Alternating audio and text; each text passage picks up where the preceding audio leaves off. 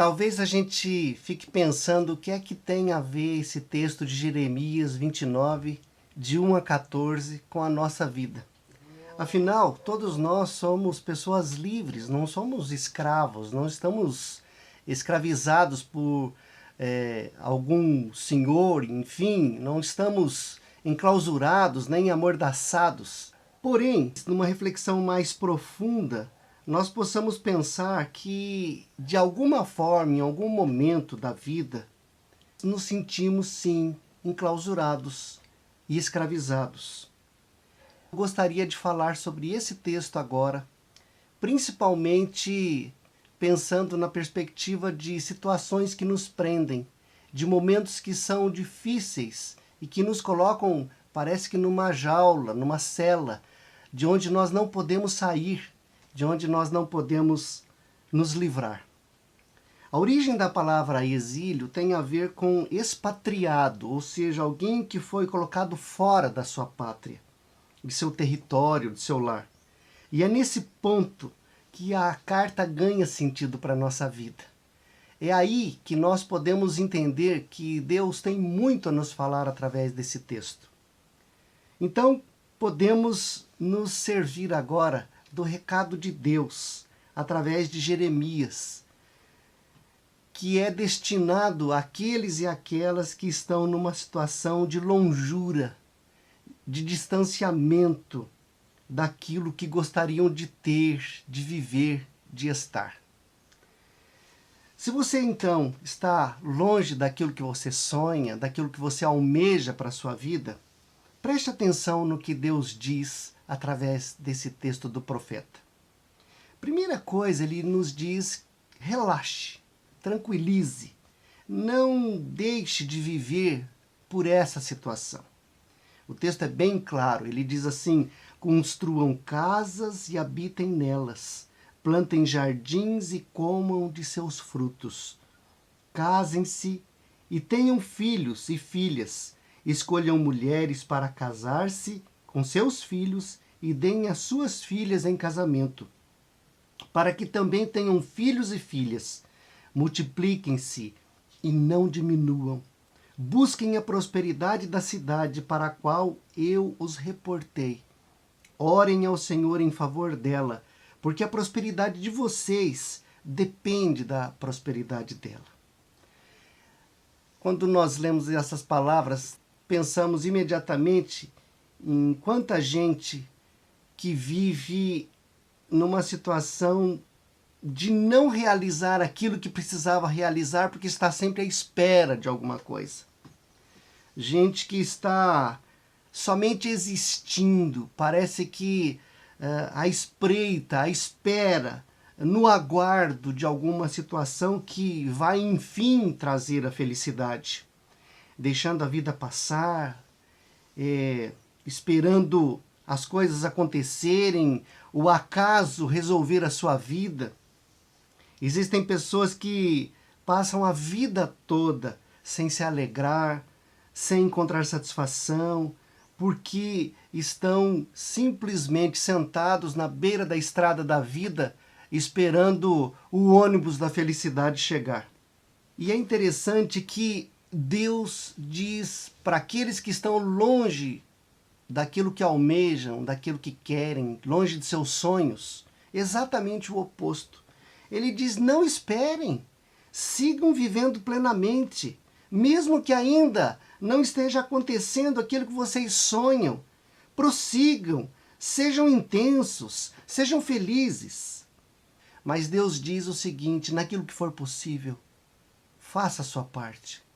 Seja feliz, viva o hoje, não espere tanto, não seja uma pessoa tão passiva. Realize seus desejos, seus pequenos desejos, enfim, viva.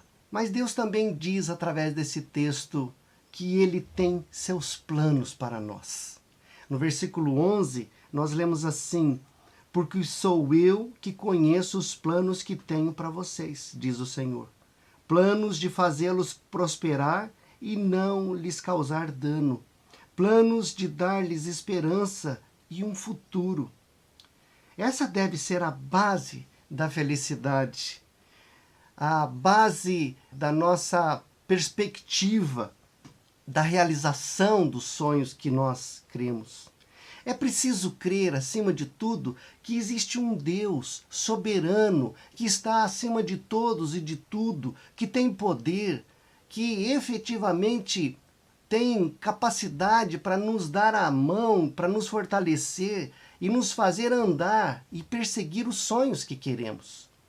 Existe um Deus que está nos inspirando a cada instante para que nós não paremos, para que nós não desistamos das questões que nos alegram e nos realizam. Nós precisamos ter essa visão do Deus que pensa em nós. Eu é que sei que pensamentos tenho a vosso respeito. Deus não está alheio à nossa vontade. Deus não está passivo, Ele não está simplesmente atarefado e esquecendo de olhar por nós. Não, Deus está olhando por nós e Ele tem planos. E se esses planos de Deus ainda não se realizaram na nossa vida, vamos viver e vamos crer que Ele está trabalhando para que isso seja realizado.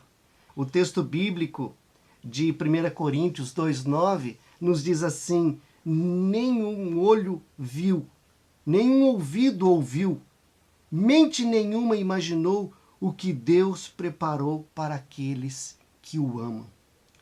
Por isso, irmãos e irmãs, nós precisamos crer, acreditar intensamente nessa presença divina, majestosa, real, daquele que tem o domínio de tudo e que está nos inspirando, nos fazendo viver e andar em direção aos nossos sonhos. Deus sabe o que faz. Ele tem planos para aqueles que ama. E também nós podemos ver nesse texto Deus nos falando claramente. As coisas mudam. Os tempos vêm e vão. O que era ruim, de repente se torna bom. Nos versículos 12 e 14 nós lemos: então vocês clamarão a mim, virão orar a mim, e eu os ouvirei. Vocês me procurarão e me acharão quando me procurarem de todo o coração. Eu me deixarei ser encontrado por vocês, declara o Senhor, e os trarei de volta do cativeiro, e os reunirei de todas as nações e de todos os lugares, para onde os dispensei, e os trarei de volta para o lugar de onde os deportei, diz o Senhor. Sabe, de vez em quando, a gente tem a impressão que Deus não está nos ouvindo, de que as nossas orações não têm nenhuma eficácia, de que não acontece as coisas, mesmo que nós façamos todo o sacrifício, enfim, tudo que a gente poderia fazer religiosamente falando. Porém, existem momentos que as coisas acontecem, as nossas orações são ouvidas, os nossos sonhos são realizados. Sabe por quê? Porque existem fases na vida. Se não entendermos isso, nós ficamos insensíveis, rudes, traumatizados, até pensando que Deus não gosta de nós. Mas existem fases boas. Se você não está numa fase boa, saiba que o tempo passa, que as coisas mudam, que as situações se alteram e tudo pode acontecer de hora para outra. Por isso nós temos que crer nesse Deus que está acima de tudo, continuar o nosso trajeto e entender que as coisas podem mudar, o nosso destino, a nossa vida, tudo que existe em nós pode se transformar daquilo que está muito ruim, muito difícil, para coisas muito boas. Cada um de nós tem a sua limitação, tem seu exílio. De muitas formas, nós, às vezes, nos sentimos longe daquilo que queremos. Aquele povo relatado em Jeremias, aquela gente para quem essa carta dos exilados se dirigiu, estava numa situação difícil. Mas Deus trouxe essa mensagem maravilhosa através do profeta, dizendo a eles de forma muito clara: relaxem, tranquilizem-se, vivam a vida, vão em frente, não se privem de viver porque não têm aquilo que gostariam de ter. Vivam da melhor forma possível para que tudo seja bom, para que tudo aconteça na vida de vocês. Sorriam, prossigam. Ele também nos diz que tem planos para nós, que Ele está pensando em nós, que Ele não está alheio, não está desatento. Não dormita nem dorme o guarda de Israel. E, enfim, nós temos que lembrar que as coisas mudam, as fases se alteram, os tempos podem, de uma hora para outra, trazer novos ventos. E o que era muito difícil pode, de repente, se tornar fácil e um momento que nos trará aquilo que nós tanto desejamos. Por isso eu queria te dizer, nesta ocasião, leia esse texto. Pense comigo sobre essas questões que foram apontadas. Entenda essa carta aos exilados, a você, a mim, que ainda não temos tudo aquilo que nós sonhamos. E continue vivendo. Seja uma pessoa feliz.